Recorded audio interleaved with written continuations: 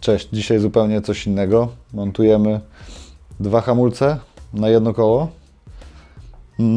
Do tego zestawu potrzebujemy specjalny adapter, oczywiście z AliExpress.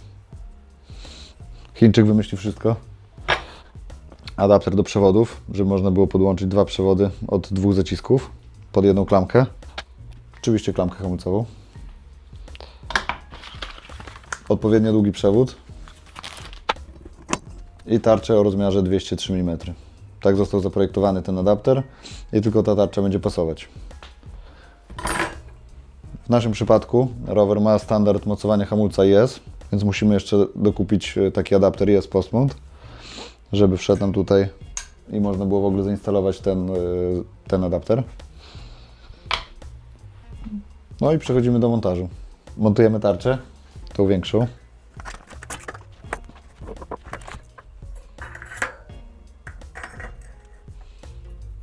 Po przykręceniu tarczy zakładamy koło. Najtrudniejszym zadaniem będzie dobranie tego pierwszego adaptera, aby ustawić zaciski w dobrej wysokości. Sprawdziliśmy ich bardzo dużo, znaleźliśmy odpowiedni, więc przechodzimy do montażu. Teraz przykręcamy adapter na dwa zaciski do tego adaptera do ramy. Zakładamy zaciski, do tego będziemy potrzebowali jeszcze podkładek, aby klocek idealnie łapał nam tarczę.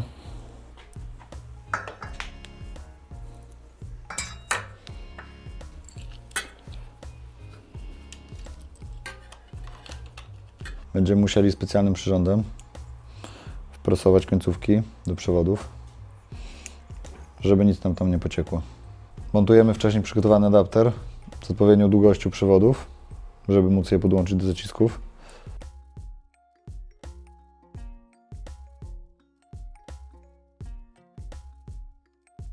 Teraz całość musimy podłączyć do klamki.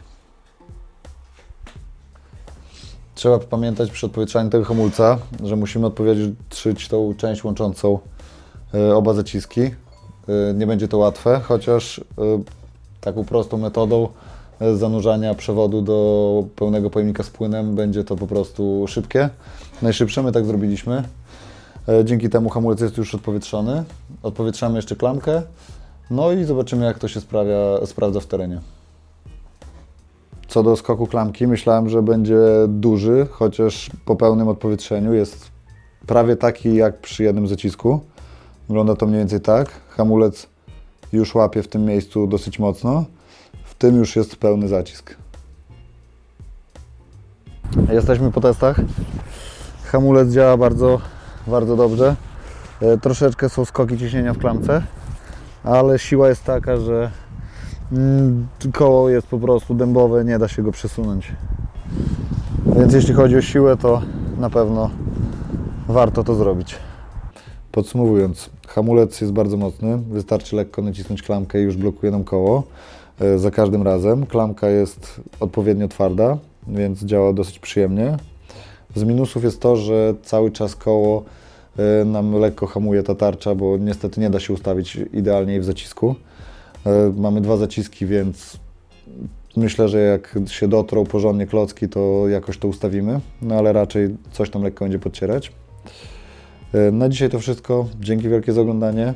Jeśli chcecie zobaczyć więcej takich treści, zasubskrybujcie nasz kanał i do następnego.